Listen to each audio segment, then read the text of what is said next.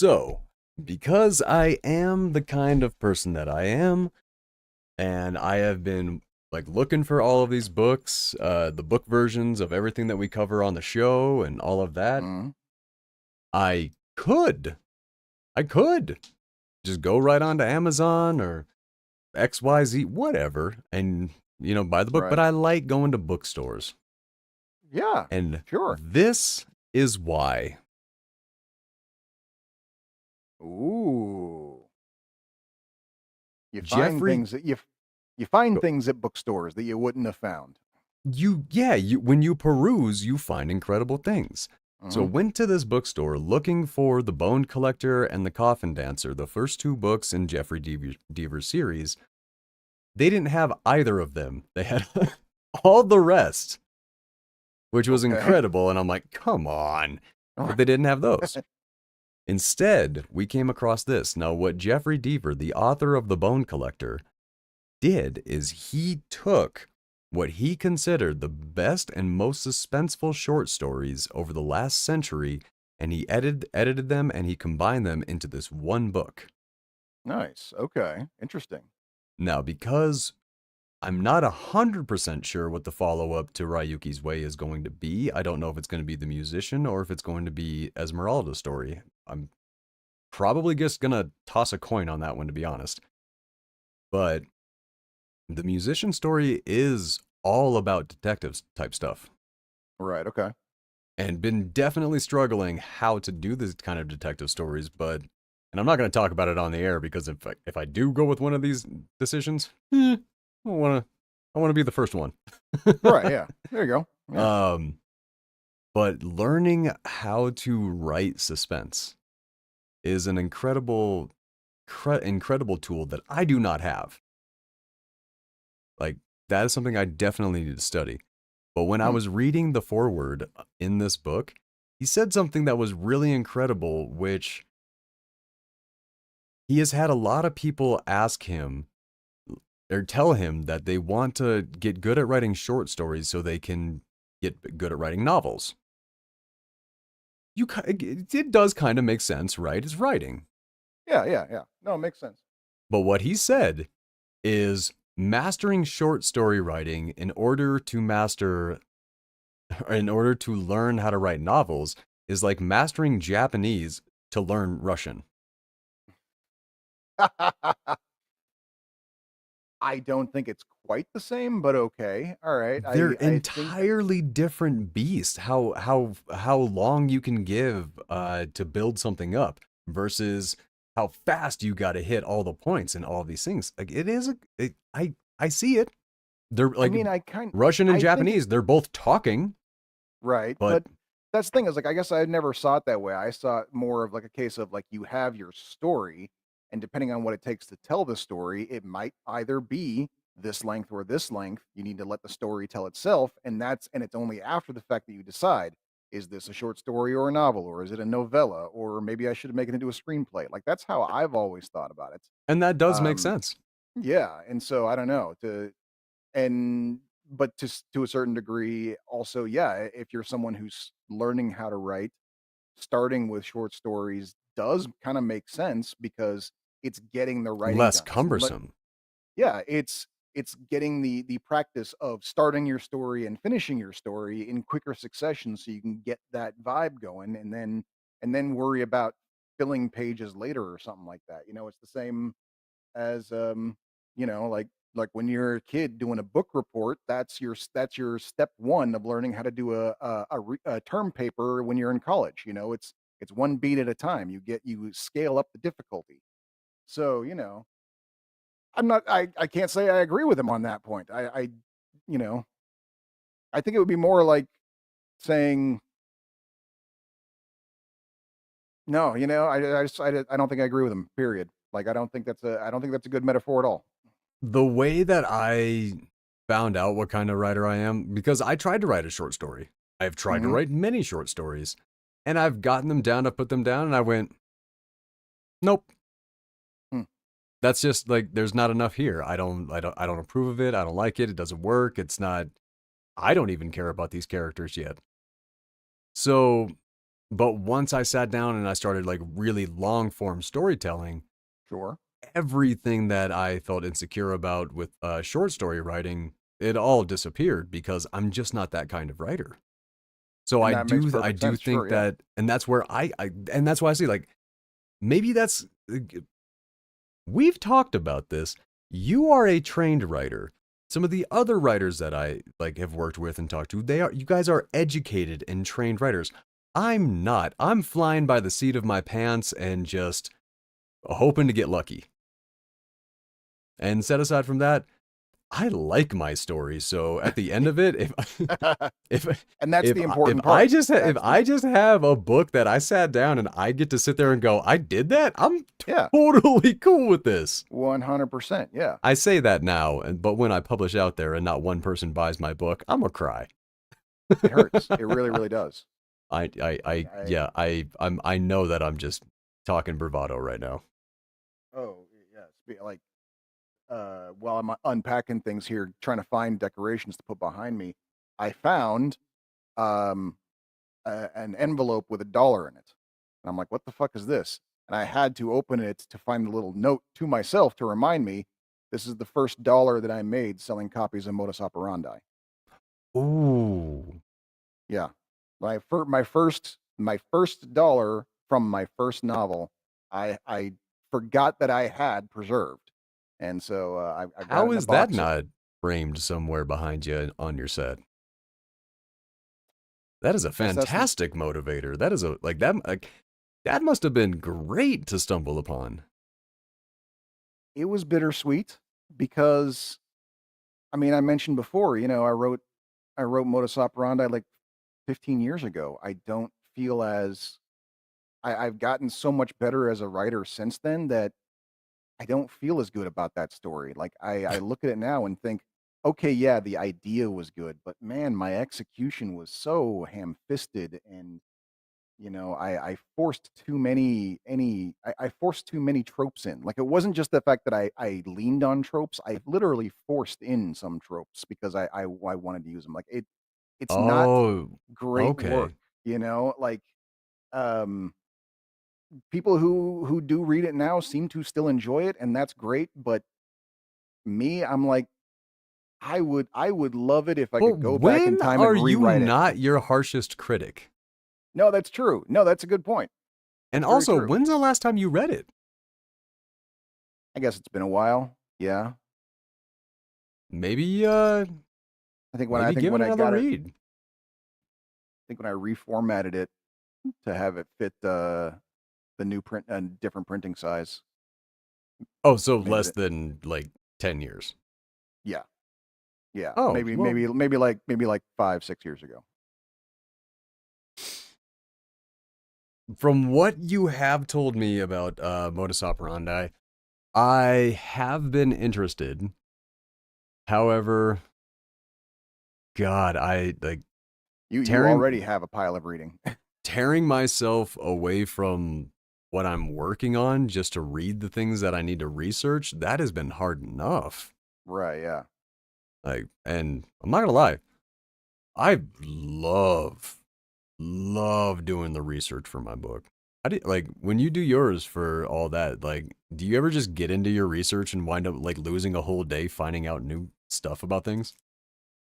Sometimes, yeah. But the weird thing is that it was like I've never had that happen when researching for a book. I've only had that happen like random moments. Like, like I'll say something about something I saw on a TV show, and then whoever I'm talking to will go like, "What was that about?" And I'll be like, "Well, and I'll be like, I'll realize I don't know what I'm talking about, and so then I'll go look it up, and then that'll send me down a rabbit hole. Like the last really, really deep rabbit hole I went down was a couple years back when I found out that the color mauve does not exist in nature. And like there's this massive history as when it comes to like the industrialization of colored fabrics all attached to the color mauve. And I was shocked that I spent like 5 hours just reading about the history of the color mauve. What That I color is had mauve? It's like a it's like halfway between indigo and purple.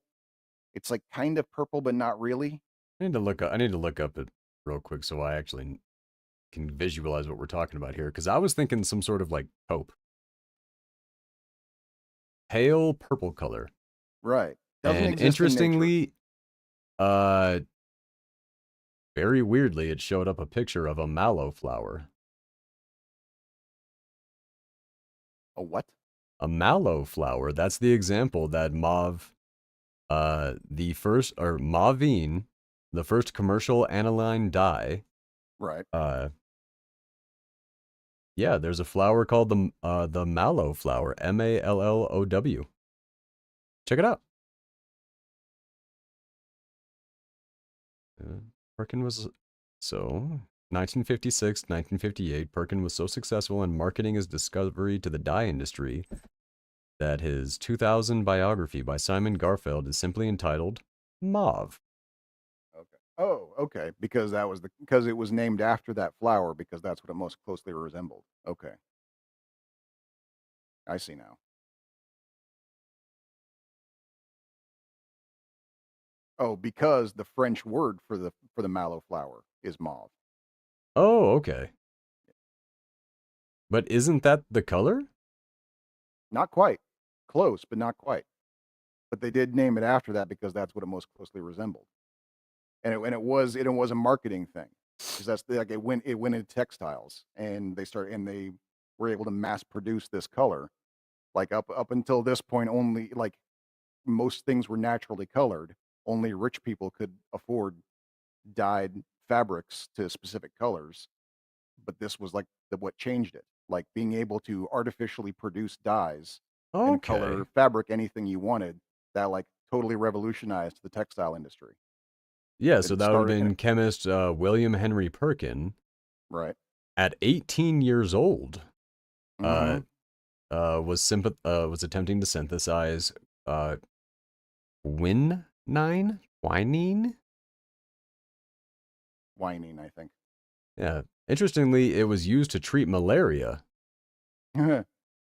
That's kind of a fun double use. Gotta gotta go to the doctor to get my mauve injections. All right, but now I what the hell? I need to get me some purple. Right. All right. Now But yeah, back to that was like my so. last rabbit. That was my last deep rabbit hole. Yes. Let's see. I learned a lot about Yamata no Orochi and Kusanagi no Tsurugi, which just Shinto folklore. Mm. Which I know you were saying at the beginning of the episode, you thought I was gonna get like super distracted by getting into this.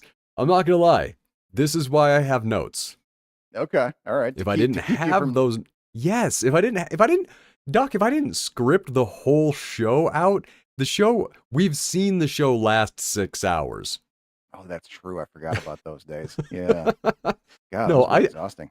yeah, I script this shit out for a reason, man. Set aside from that, you think that you have run out of stories to tell, and then we get into another one, and then I have an hour and a half of shit to cut out because there's so many fucking stories. And there was a time where I was taking all the cut clips, putting them to the side, giving them their own names, their own tags, their own titles, their own everything. And then I realized I am literally doing so much. I only have about a day and a half before the next episode because of Mm. everything that I'm doing with cutting all this stuff. I'm like, nope. Maybe when it Yeah. starts producing money, I can throw that kind of, but Right. It can be bonus mm, content for paid subscribers. That makes sense. Yeah. yeah, but at this point, man, I need my sleep. No, I I feel mean, you. I'm right there with you. but but there is that If other you're thing. I'm not if gonna you're lie, like saving them though, so they can be archived for later, so that you know. I got all the raw. I got all the raw, everything like that. All the lives are still stored. Okay, Like, no, that's a lot. yeah, I already have an external hard drive I've completely filled up. Oof. A 1 terabyte external hard drive. You're No, gonna have to I've get one of those at-home cloud servers I've seen them talk about, where they have the like the slot drives, a 4 terabyte brick that you just shove in to add to every few months. God, that would be cool, but when in the world would I have like a need for that or anything like that? What I'm hoping Sounds like for, you're about to. well, what I'm hoping for is, well, I'm still steering towards completely off grid. Like, I'm very close. I'm very, Mm, very close. The only thing that makes me not off grid is the electricity.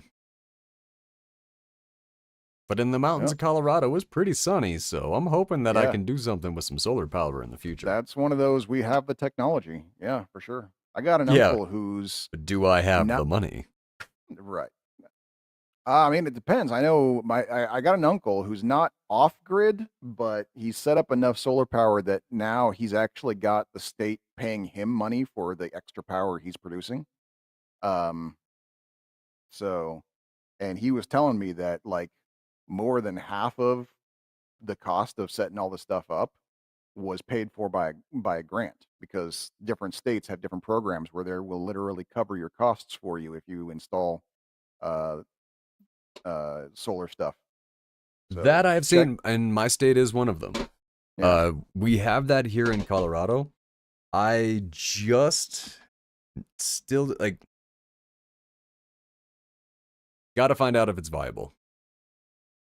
Oh, That that makes is sense. just, Yeah. yeah. And you got enough to deal with that house already. That's definitely one of those get to it when you get to it type Well, things. that's one of those things they say when you move, like when you buy a home, Hmm. you move in, get what you have, stuff like that, sure. But don't go out and start buying a bunch of furniture, buying a bunch of art for the walls. Get in there and live for like a Right. year, Yeah. 6 months, whatever. Like, imagine Feel it. something being there and then figure out later why that wouldn't work. Don't just spearhead all of the mistakes. Think Right. about it. So, that is a Yeah. big part of it as well, which is kind of why my office slash studio looks like this. Currently Like, a storage space. pretty much. Yeah. And I'm not upset about it. Like, I I'm taking my time. Yeah. No reason not to. That's the like you were saying, man. This is going to be your home now. This is where you don't plan. This is not a you're not planning on fixing it up and turning it around. This is not No, something this is not that. When Yeah. I was a kid, I transferred schools 21 times before I graduated high school. That is Yeah. how often I That moved as a sounds child. that sounds terrible. Yeah. And it was. The upside is when I started getting into the entertainment industry, there were a lot of people that were showing up to support because I knew everybody. Right. So that was kind of a cool, that was always one of those things that I knew that if I ever got any traction in any arena, there were a few thousand people that were willing to go, I went to school with that guy. All right. Yeah. Like, the number was not small. Even though when I graduated, the number was teeny tiny. See, that's the part that worries me, man. That's the thing, because I remember what I was like as a kid, not just in high school, but also grade school. I am genuinely terrified of getting out there enough where someone goes like, "Wait, I went to school with that guy." Like, like that, Yeah, that is that's a, what I think that's worries a me. fear that everybody has. I Yeah. mean, and but it's a fear that I had a lot stronger before because something else kind of happened. Just as I went out into the world, joined the military, became an artist, did all the things that I did. When I go back to talk to these people, they literally sit there, look at me, talk to me, spend hours with me, and like, you're different. I'm like, I grew. Like that is something like the people who say that people can't change are the people who are not capable of changing Yeah. No, for sure. or have just decided not to. But no, if you're a shit, you can grow. Yeah. I have not completely grown out of being a shit. I promise you my wife can attest to that. But I am definitely not what I was. No, for sure. Yeah. I'm quite proud to say that I am not the same person I was back then. And it was not an easy journey. I had to No, make the calling yourself decision. out on all your bullshit? Yeah, I literally had to make the decision and do the work. This was not an accident. This was not just like, oh, things turned out okay. No, I went through some shit. I had to look at what my life, how my life had gotten there, realized it was all my fault, and make some changes. And it fucking sucked for a Yep. solid decade. Yeah. Looking back and cringing at all the things that you said, all the things, like all this stuff, like Hmm. I'm talking about myself here. Right. No, there's a lot of situations that I don't want to put myself back in because those people knew me. Those Hmm. people do not know me. Right. And to put Exactly. myself in this, like, because it happens the same way over and over again. Like, they accuse me now of pretending to be somebody else, of Mm, acting like somebody else, of all this, but that's not, that's just yeah. not the case. So I just wound up in a lot of situations just sitting there kind of being harassed at the fact that I am not putting on the same show and having, and I don't have all the same defense mechanisms. I'm not super eager to entertain everybody and make sure everybody likes me. I Right. don't care anymore. And that very much changes my behavior in public. Yeah. Yep. Yeah, a lot of people just aren't okay with that because I was the life of the party. Yeah. Well, I Everywhere mean, I it's a went, shit was going down. you've pointed out on many occasions how like you've called me a calm potato, you know, because I'm just an or what was it, something potato, I remember that. Oh, Non you're just an non emotionally healthy potato. Like you're just emotionally, yeah, there and like right. I never see you get stressed out. I never see it actually get at you, everything like that. Like, Right. That was work because I used to be the most overreactionary person you'd ever seen in your life. And mm, that was part of the issue. Like I remember even once a girl I was dating in high school telling me like, like the way you reacted to this, it was a little intense, and I think maybe you should like. She's like, "I'd like, don't take this the wrong way, but I think maybe you should consider therapy." And I was like, "You fucking what therapy? Fuck you!" Like I like like it made basically like proving her right. exactly, yes, yeah. So Oh man. No, it was we might get there. The show might get there that'll open up about those particular aspects but for mhm. now, let's talk about that line from the Hagakure. Oh, yeah, yeah, yeah. The respecting the new generation or kinda making room for it. Is that what you're saying? You're That's the you one that you wanted to talk about, right? That was the one that I wanted to talk about, but you yeah, had yeah, a yeah. was it I'm that one trying as to well? yeah, and I'm trying to remember. I do not remember what the line was. I don't suppose you had it written down, so we could actually, like, Oh crap. we did just sort of allude to the fact that it had something to do with making way for the new generation. Well, okay, no, I don't have it written down. Okay. But what that line from the Hagakure that showed up in Ghost Dog was Ghost Dog the Way of the Samurai was basically about finding the acceptance in your generation that you cannot change everything and make your generation perfect for what you want it to be. So there is a lot of power in just finding the peace that you can find within your Mm, generation and existing right. peacefully, which what I was saying during the show was that's how I've been viewing life for a long time and just Right. trying to find the peace that I can. And also, kind of like that Alcoholics Anonymous thing, make the change that I can, Sure, yeah. Yep. but also find peace in what I can't do anything about. Mhm. Like, Yeah. because the sentiment behind it basically is you're just harming yourself.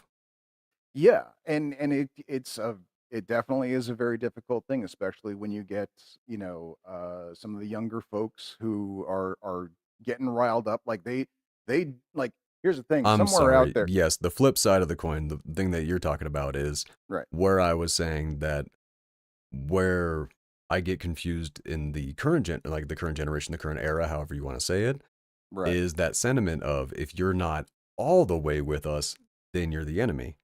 right. And let's be very clear. That is not a left wing or right. That is if you have an extreme position, that's just that tends to be how it goes. That is Right. not a targeted statement. Well, I mean, basically the way I see it, and I've mentioned this before about the process of things, people processing things. Right now, as we speak, somewhere out there is an 11-year-old kid discovering racism for the first time.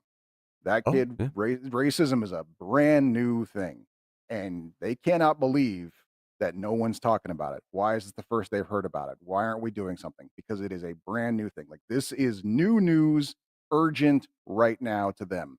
And the rest of us who have been sitting here going like, no, yeah, we know it's fucked. We've been working on it, but fuck it, it's hard work, man. So like, maybe Don't calm give up down the for a sec. fight, but don't let it Yeah, consume you.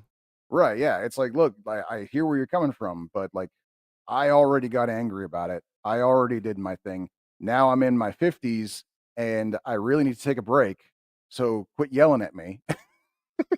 Like, You know how that's my face froze when I was telling you that Billy Zane movie story?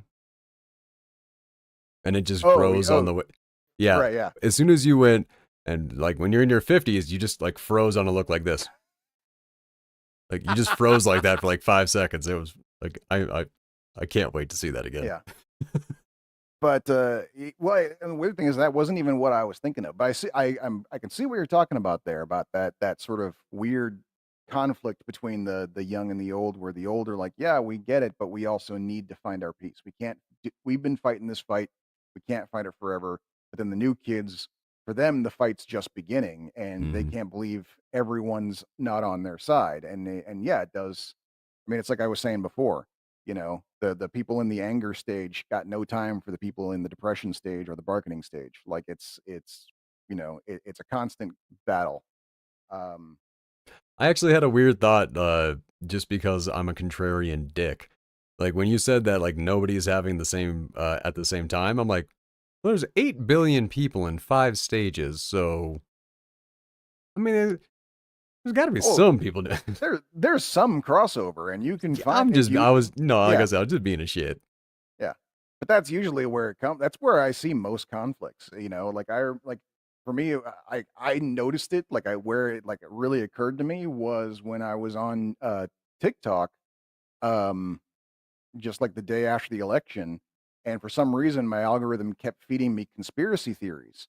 Like, all these people going like, no, no, the election's going to be reversed. They found this or that. Like, like people pulling the same shit on my side that they were pulling on the other side last time. And I'm sitting here going like, Wow. fuck off with this denial bullshit. And I'm like, oh, that's what it is. They're in denial. They're in the denial stage. I'm in the depression stage. We were not going to get along. That's what and so that was kind of the first time that clued into me of like, oh, we're all in grief, and if you're not in the same stage of grief, you're not going to be happy with the other people. Like, that's just What's the discovery stage? the discovery stage. Because I got some of my more conservative buddies, like I was telling you before the show. I think Hmm. I was telling you before the show. I was talking to one of my buds, and he was telling me, he's like, "Man, I really hope Trump starts doing some like good stuff quick because I don't know how to defend any of the stuff." Because he's one of those guys that's like, man, it's fun to rile people up with the defenses and stuff like that, but he's in a position like this has gotten this is I can't defend this. If I defend this, this makes me into something. I'm like, it's Yeah. it's With very that, obvious now, but it's been subtle for a while, dude. if I'm being totally honest, that's the denial stage. That's denial. Oh, okay. No, okay. So Yeah, that yeah, yeah. he's That does make sense. or possibly bargaining, possibly bargaining. He's hoping Both that of those something do will. make both of those do make Yeah, sense. Yeah. but All right. yeah, I mean, that's the thing is, like, I remember, like like when it's a celebrity, finding out a celebrity did something, nasty. Like, that's still a death, is what that is. And it may not be the death of a loved one, it's the death of a loved idea. And that takes just as much grief to process as the death of an actual person in your life. And Mm-hmm. so it's the same thing. Like, like, gonna take shit for this, I know, but let's get honest. I was one of those people who didn't want to believe the accusations on Bill Cosby because he was such an idol. There was a Oh, part of me. yeah, There's a part I of me feel that like was there's a just lot of people that and were it right there and it with you. wasn't yeah and it wasn't like a case of like I wasn't one of those like those ladies are lying, they're just doing it for like no. For me it was I guess I went right into bargaining. For me it was there must be some mistake, it must be a misunderstanding of some kind, like that's where I wanted it to be. And You so know what yeah. removed that for me? Hmm.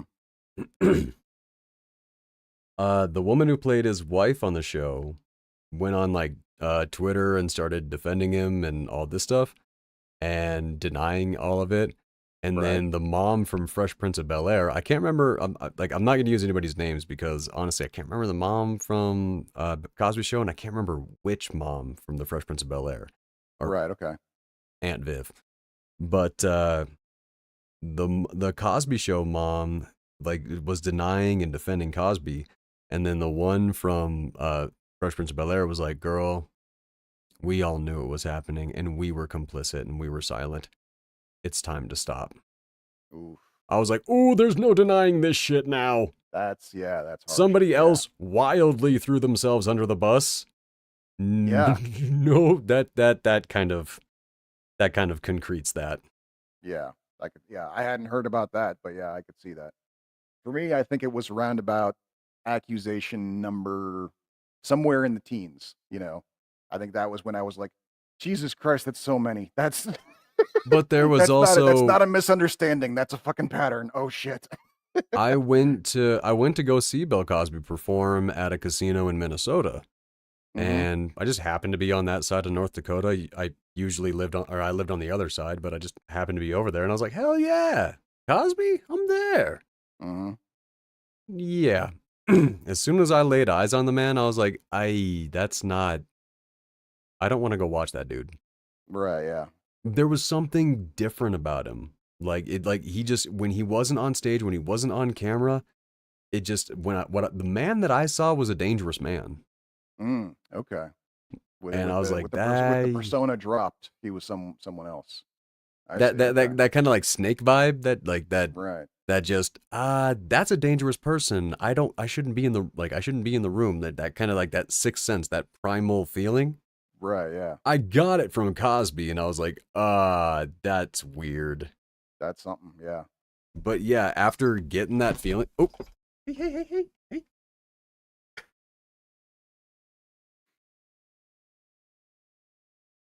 Yeah, why don't you have a seat? Sorry about that. Yeah. No, but did we finish the Hagakuri conversation, or is this I part of d- that? I mean, I guess kind of part of it. I sort of that I mean, that's what I waylaid it into was talking about Oh, the grief process, because basically what it comes down to is older people for whom these great, these causes are kind of old news. And yeah, we get it. The younger people have a new verve for it because it's new to them. They've just discovered it. They've just realized that this is a problem. And so for them, it's like they're just getting started with the process. They're in anger. They're in depression about it. They're starting and yeah, it's kind of sad to think, someone once they get to a certain age, they hit acceptance and they stop trying to be, part of the solution. And there is an argument to say that yes, by being complacent in if we're talking about systematic problems, if you're complacent in the system, that does mean you're part of the problem. But also, yeah, actually, you know what? I think that The Good Place solved that for us. Actually, if you well, haven't seen the just a real quick refresher. What we're talking about is from the Hagakuri. There's a Mhm. line that is about accepting what is happening within the generation and finding peace in it, and not losing yourself 100% in the fight, but finding a way to find peace. Yeah, and that makes sense. Yeah, like you Viewers are changing, so I just wanted to. okay, yeah. We need to get we got to come up with some like title thing, like some topic things, so I can like write them up and then put them up there. So just To my understanding, some people have people that do that for them. It would be great if I had somebody Right. doing all this shit for me, but I'm trying to like I do the know. notes, the show, and do all this stuff. Like if this was a real show, we'd have some like third person off, who's just like going crazy. Like, okay, they're talking about this shit. Change the Chiron. Yeah, that's what we need. One day, we keep it Yep. going. One day, um, not today.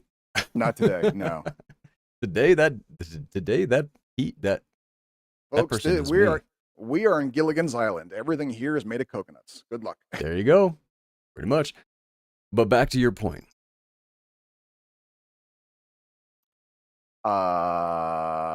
What was my point, Brad? The point about the stages of grief as they're going through and how Oh they yeah, apply to the acceptance of the generation. right. And yeah, and I think I kind of made that point. Yeah, is that No, fair. And I that's get kind of one that, of the but things what you I gotta. was saying is, I don't think when we get old, like, and what I'm saying is, where we get older, it's not that the fight ends, it's that Mm, the fight drops in priority. yeah, Because let's be and real, before you have children, the fight can be a huge priority. You have children, it mhm. drops down. Your children have children, it drops down. You trying, like, You being also, old, just what yeah, it's like to you just be old. you don't have as much get up and go as you used to, and it's a pisser. Let me tell you, because I have been experiencing it in spades for the last couple of years, where I am shocked at the number of things I used to be able to do in a day without breaking a sweat. Like, I do half that many things in a day now, and I'm like, I need a fucking nap. Jesus Christ! Like, it's not cool at all. I do not like this. Um, Yeah, I get that. but yeah, so like, the fight starts to feel a little like, do I have to today? Like, and there is a certain comfort in knowing that there is a younger generation out there that is picking up where you left off, And the and fact that the younger generation is kicking that fight up as hard as they oh, have been, yeah, it's a I'm good I'm thing. super impressed with the youth of today, honestly. I was reading a stat somewhere that they're having way less sex than we did at our so uh, Well, I'm not they're going to split also mm, they're looking at becoming something of a more sober generation too, which probably feeds into that. yeah, I'm not sure how I feel about that, but I'm going to respect their decision on this one. Hey, same as gay, trans, like your genitals, your business. I have nothing to do with it. That's the thing. Yeah. Like, It's kind of what but it's kind of right up there with like finding out someone doesn't play video games. It's kind of like, but they're so oh much yeah, there's a fun. little Yeah. internal sorrow over the Yeah. fact that, Like you're you aware that they are missing out on such a right. wonderful aspect of life, but it is their choice. That's the thing. Like, it's like, yeah, I'm not going to tell you how to live, but man, I just feel sorry for you. You're missing out. There is that thing. And it's going to be you imagine like 50-year-old virgins who just like thought they never had an intense interest in this or something like that, all of a sudden like going on a date and it all of a sudden happens for the first time and they're like 50 50 years. I don't know. Maybe I that's cannot the imagine if you have a sex drive you would like it that could possibly happen. no. However, the idea of it happening is wildly funny in my Well, I mean, mind. we have already heard stories of like, you know, um back when Viagra first became a thing, like all of a sudden all the retirement homes were like having explosions in And venereal STDs diseases. and everything, yeah. Yeah, and it turns out it was a huge fuck fest all of a sudden. So maybe that's what they're thinking. They'll like, all right, when I retire, then I'll fuck. Like have plenty There of are time for it so many apparently. things I look forward to in retirement, and I mean, it's not like that's not one of them, Right. but that's not the thing I've been dreaming of since I was younger. Not not Can't say old it was high on my wrinkly list either. like Yeah. raisin banging. Right. I mean, Like, if they're happy, I'm happy for them. But yeah, it's not something I've ever and been looking yes, forward and to. yeah, like I encourage that aspect of life because if I do get to be that old, I want that to be a part of my life. I Sure. understand that. Absolutely. Sure. Still, Yeah. I'm sorry, man. You bringing up the Viagra thing, I just can't. Like, anytime anybody talks about Viagra, brings it up at all, I remember the Robin Williams live on Broadway skit. Oh no. Oh no. Are I you think I know. I familiar? think I know what you're talking about. I think I'm not. No, where it's like you just got like this old woman, like a man like discovers Viagra, and the old woman is just like, "Oh God, what are you doing with that thing? You're not bringing that over here, are you?" And just like, "Oh, I'm gonna get you!" Like all this type of shit, and just it's Robin Williams, so it's amazingly perfect and just Right. outstandingly hilarious. And then it's Robin Williams going in and pantomiming an old man who has been storing semen for decades, having his first orgasm since, like, I don't know, the 70s. And then, like, afterwards, you have this old woman that's like, all right, my turn. It's like, and the way he responds, like, you can't fucking be serious. And then you know how hairy Robin Williams' arms are. Oh, of course, yeah. No, he goes into this whole thing about a guy, like this old man going on an old woman, and it looking like Kilroy through his own arm, just like all of this. It is okay. We talk about must sees. Robin Williams live on Broadway is an absolute must see. Oh, it is a classic for sure. Yes. Oh, you know what oh, you know what would be a great movie fight? Mm. Which is the like the most iconic comedy special Oh, movie across fight. the board. Jesus, that's really difficult, man. Like, That see, when I'm talking end of the season, like yeah, finales and stuff like that, I'm talking about something that would take the whole season to like research and prep, like a day, one day out of the week that you just kind of dedicate towards researching for the movie fight or just getting that yeah. prep together. That's what I want. Like I want something good like that. No, I But if feel we're you there. doing Yeah, movie fights, we need an officiator.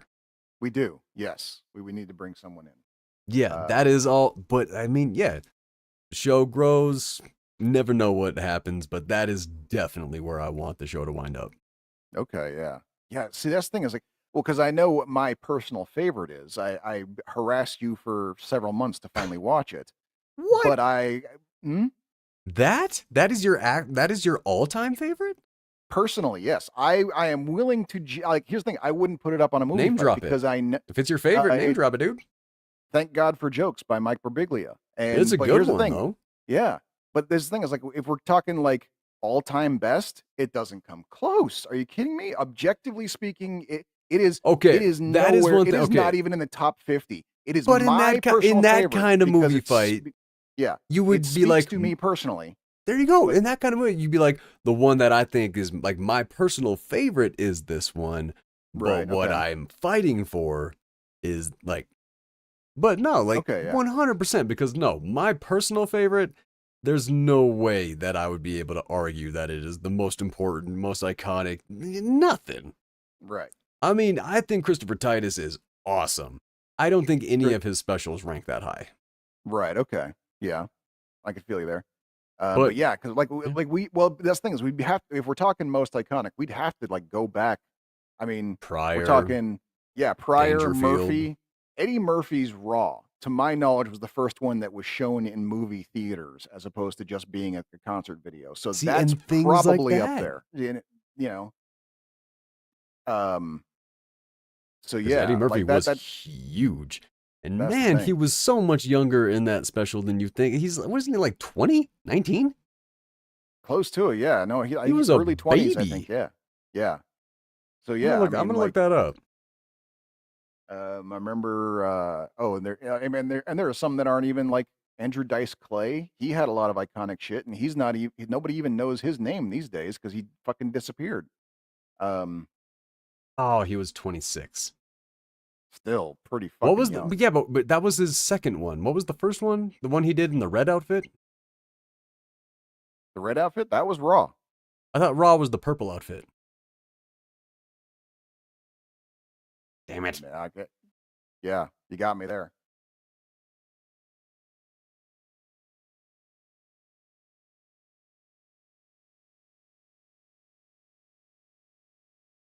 Shit. Okay, so the red leather outfit was what he wore in Raw. So okay, yeah, like man, I'm all twisted around in a lot of these things tonight. I only remember that because I remember seeing the trailer for it on TV all the time. Like that's what was crazy is that it was a stand-up comedy special that was showing in movie theaters. Like that was fucking nuts. Like it had never happened before to my knowledge. I think it happened again one other time, Bill Cosby's himself, and then that Hmm. was it. I don't think we ever saw it happen again after that. Yeah, bringing it back around to Cosby. Yeah. Which pushing forward, no small parts. Oh, right. Yep. That was yeah, that when you mentioned that, that reminded me because like the full quote is there's no small parts, there's only small actors. And that's one of the things that I always figured was like, and I know that like I'm not exactly the person to give acting advice out there, but during the hot minute that But I you can was still trying. quote great actors. Right, and during the hot minute that I was, attempting to be a professional actor, one of the best pieces of advice I was given, they didn't attribute it to this. I personally call it the Nicolas Cage rule, because nobody embodies this better than Nicolas Cage, and that is All to right. always bring your A game. Doesn't matter how shitty the script is, it doesn't matter how small the part is, it doesn't matter how many people will never see this. Always bring your A game. Do not phone it in. Do not half-ass it. Do not go, this is such a small, dumb role. I'm not gonna do it. I'm not gonna really worry about it. Never, ever, ever do that. Because if you always bring your A game, it will only help you no matter how shitty the role is. And one of the better, like most recent and no one embodies this the way Nicolas Cage does, because this guy has done so many remarkably shitty movies that should have ended his career and don't even bruise him because he brings his A game every time. But another really good example of it actually came up just recently. A friend of mine and I had never seen Babylon 5. So a friend of mine insisted I watch it with her. And so we were watching Babylon 5, and out of fucking nowhere, Bryan Cranston shows up. Bryan Cranston is in an episode of Babylon 5. He has Oh, four yeah. he has 4 lines, and in those 4 lines, he does more acting than anyone else in the show did the entire episode. So you can 100% see, okay, yeah, I can see Walter White happening right the fuck there. No surprise, not a shocker, because Bryan Cranston knew, even all the way back then, when he's doing a 4-line guest spot on a piece of shit Saturday morning sci-fi show, he knew to bring his A game, and he did. When Bryan Cranston showed up in Power Rangers. Oh, wow. I did not know that. That's amazing. See, here's the thing. Fucking Bryan A, Cranston Brian. has been around. He's been in everything. He Yeah. is way. Bryan Cranston is old. Yeah. That is a thing. Like he became an epic household name not that long ago when you really look at the national zeitgeist. Right. Yeah. However, he's been doing this forever. No, it's true. Yeah. Like you can find him, and because he's been doing it forever and it took so long for him to get big, he is in all of the things that everybody freaks out about, the little cult things that nobody saw, all the stuff. He's in all of them. Right. But yes, Bryan Cranston played a monster in Power Rangers.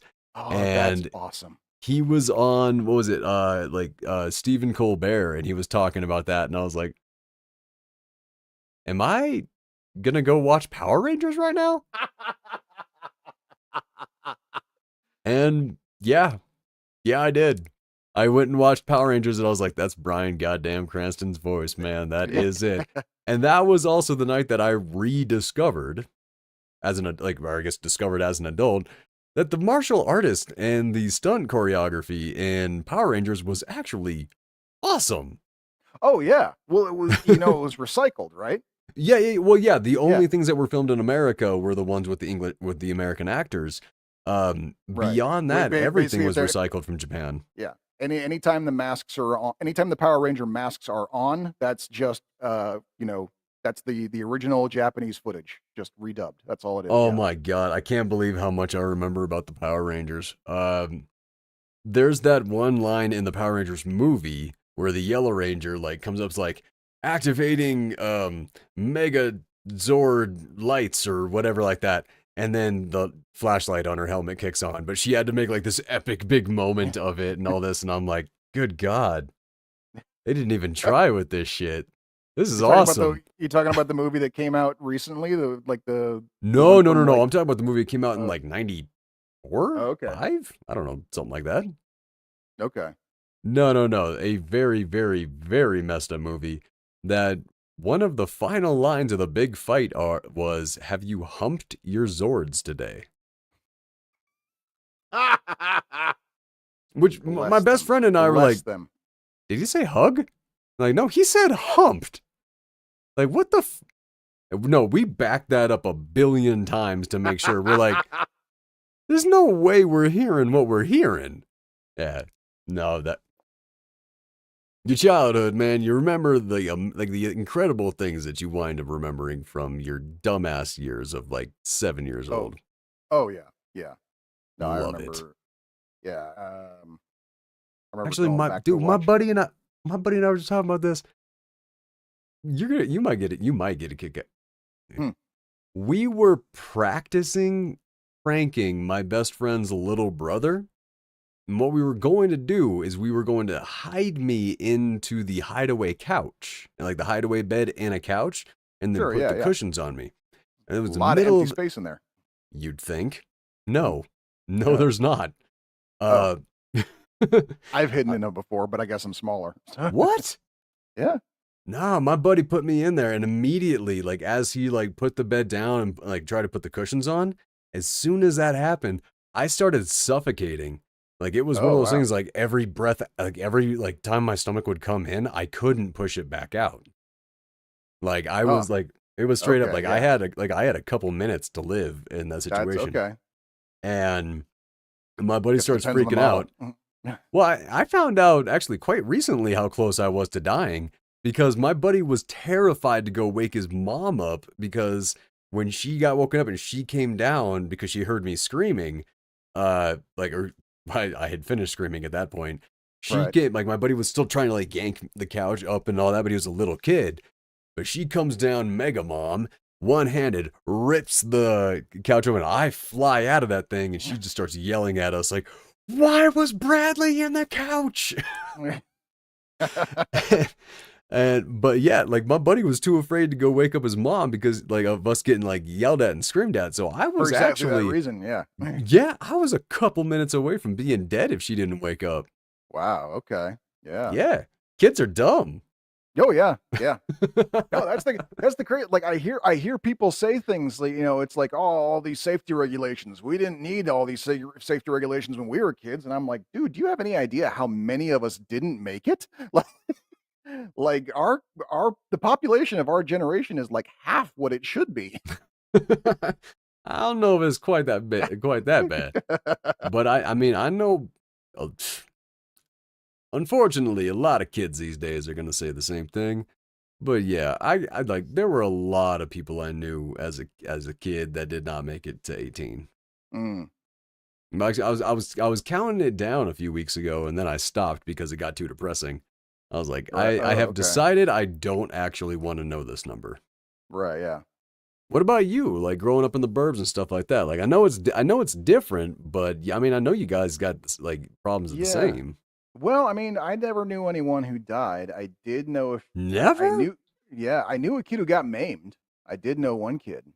I didn't meet him until after the fact, though. Like I knew a kid on my block who Well, had missing. I got a fact check. Just or fact suggest check. I don't know. Okay, well, here, None? here's the thing. Keep it in mind. I changed schools a couple of times in grade school, so I have not kept track of most of the people I knew from grade school. Almost everyone that No I'm still suicide, no car accident, no motorcycle crash, no ski accident, no nothing? nothing that I heard about. If it happened to somebody I knew, it was someone I'd lost touch with, and so the news didn't reach me. Wow. Yeah. What a healthy fucking childhood. Whoa. Man, yeah, no, I got gun deaths from bad drug deals. I got suicides. I got reminded recently that somebody was on a ski trip and went right into a tree. Okay. Yeah. Yeah, car crashes. I had I had a buddy. He was walking home from the. Okay, this was before he, like, after he was 18, but he was walking home from the bar, and it's so cold in North Dakota that he just fell asleep while he was walking and died. Oof. Like, Okay. I, I, I am amazed. I am so jealous. Well, I mean, it does part of it does have to do with, like, I mean, growing up in Oregon, like you said, like, we don't have, like that the weather in the Pacific Northwest has never gotten that extreme up until just recently. And so, like, the thought of someone just, going for a walk out in the snow and never coming back, that doesn't really happen in Oregon. We No, that our almost winter happened to me twice.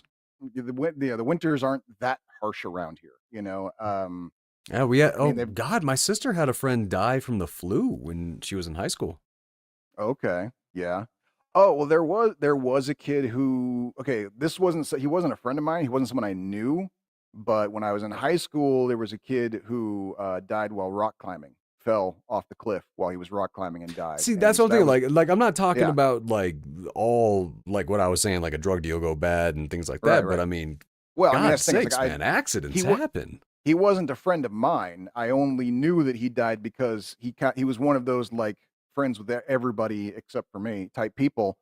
So it was like, there was a freaking memorial of him at the school for the entire school year after he died. He died during summer, school started up, everybody was fucking crying, and I was like, "Who?"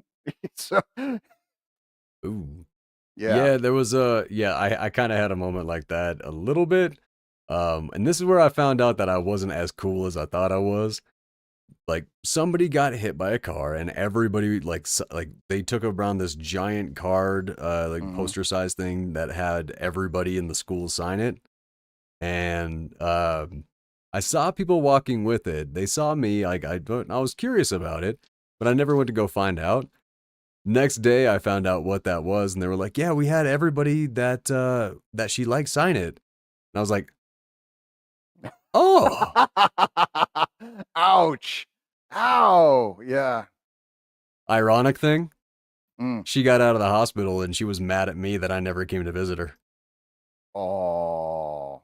Well, Double whammy. yeah, that's mm, something hinky went on there. Became a very good friend because of that story, though. Okay, well, that's cool. No, Yeah. that's not a bad story. That's that like I find that one funny.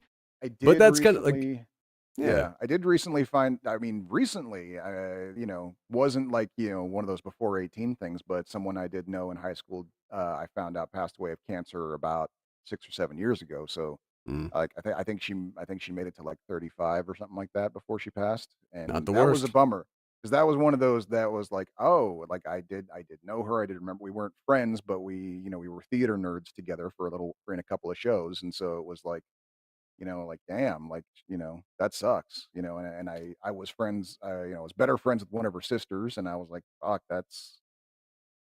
so Oh, it yeah, it's still not like hits you. it's I mean, when your friend's sister dies, I mean, that's still.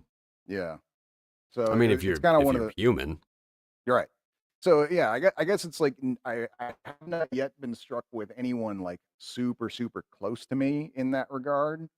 But yeah, I mean, I get no, it hasn't. It's not a 100% survival rate in the suburbs. No. well, no, I know that. That's why I was like sitting there. I'm like just kind of talking about all this morbid shit, and I'm like, Yeah. nah, man, I'm sure Doc can Yeah. relate. Nope. I get yeah, no, I guess it was just kinda more of like, the close connection. Like, none of my friends have died. Yes, there have been people I heard of, people I knew, friends of friends, that kinda thing. Sure, yeah, that happens. But yeah, no one I knew. Like, I haven't been to any of these funerals at all. That's for start to give you an idea. Mm, So, I've been to a few. More wakes than funerals, though. mm, No, that's not true. There was that time I was performing the military funeral honors when I like for actually a few years there. right.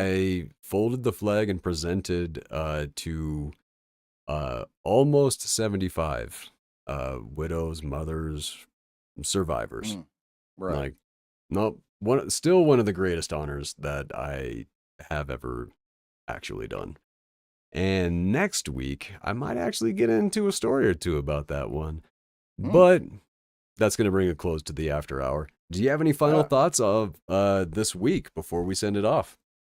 no, nope. I guess. Yeah, I said everything I had to say. We'll see how the decoration evolves until next week. I'm gonna Hey, retool same. it a couple times. All right. Well, as you guys know, we